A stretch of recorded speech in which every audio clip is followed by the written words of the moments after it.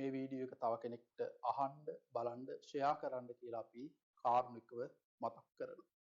මේ වර්තමාන සමාජයේ පුරාවට කතා වෙන එක කාරණාවක් ඔබ හොඳටම දන්නවා.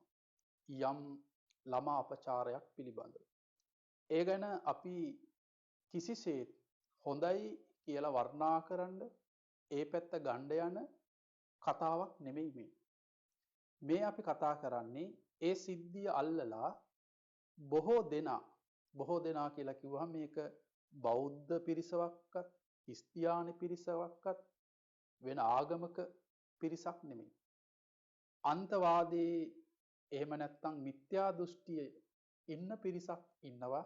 හැමදාම බලාගෙන භික්ෂුන් වහන්සේලාට යමක් වුණොත් ඒක ලොකු කරලා සමස්ත භික්ෂුන් වහන්සේලාටම පහර ගන්නවා. අර එක මකුණයි කන්නේ එයි ඔක්කොම මකුණු මරන්නේ කියලා අපි සාමාන්‍ය විවාහරේ කියන්නේ. අන්න ඒ වගේ මේ එක භික්ෂුන් වහන්සේ කෙනෙක් කරපු වරදට සමස්ත ශාසනයටම ගහන්න උත්සාහවන්ත වෙන්න එපා. මොකද බෞද්ධ ඔබගේ කුසල් සිතයි නැති වෙන්නේ. ඔබ ශ්‍රද්ධාව නැති කරගන්න එපා. එදා අතීතයේ ඕන තරම් සිද්ධි වුණා. ඒවා ලස්සන්ට ධර්මානුකූල විසඳුවා, නීති මාර්ගයෙන් විසඳුවා. රටේ නීතියක් තියෙනවා. ඒ නීතියෙන් මේ සියල්ල විසඳෙයි. හැබැයි අතිරේ පිටිපස්සේ ඉඳගෙන පිරිසක් උත්සාහවන්ත වෙන්නේ මේ භික්ෂුන් වහන්සේට පහර ගන්න. මේ වීඩියෝ එක හොඳට බලන්න. මේ වීඩියෝ එකේ යම් වීදියක පිණ්ඩපාත යන භික්ෂුන් වහන්සේලා දෙනමකට එක්තරා පුද්ගලයෙක් පහර ගහනවා. මෙන්න මේ සිද්ධාන්තය ලංකාවේ පුරාවටත් භික්ෂුන් වහන්සේ කෙනෙක් දැක්කහම මෙන්න මේ විදිහට පිළිකුල් කරන විදිහේ අර ගහලා පන්නන විදිහේ මානසික මට්ටම මේ ලංකාවේ පුරා මිනිස්සුන්ගේ හිත්වල හදන්න අර තිරේ පිටිපස්සේ ඉන්න පිරිස උත්සාහවන්ත වෙනවා.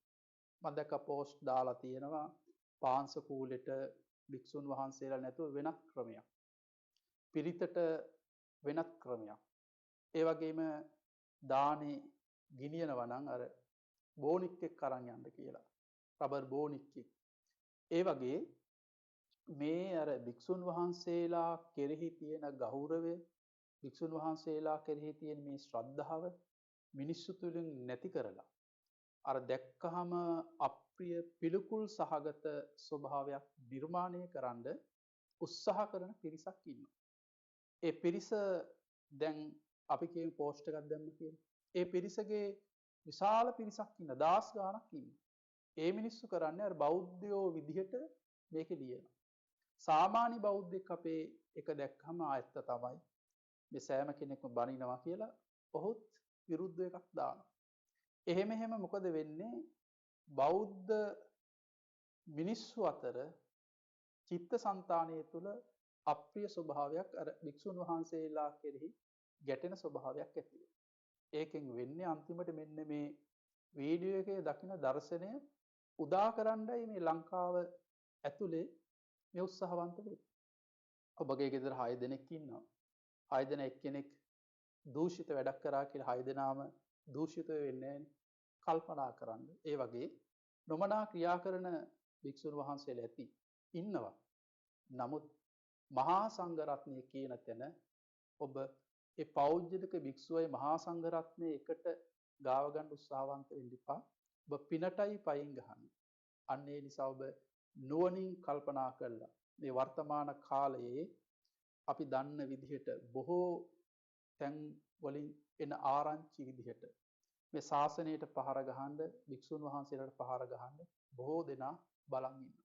අපි මේ කියන්නේ අර දූෂිත වෙච්ච භික්ෂුන් වහන්සේ හොඳයි ඒකට වර්ණනා කරන්න කියන එක නෙමෙයි.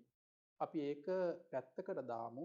ඒක අල්ලලා වර්තමාන කාලයේ සියලු භික්ෂුන් වහන්සේලා කෙරෙහි අප්‍රසාදය ඇති වෙන දේවල් ඉදිරිපත් කරනකොට ඔබ රැවටෙන්න එපා කියන කරුණයි අපි කාරුණිකව මතක් කරන්නේ.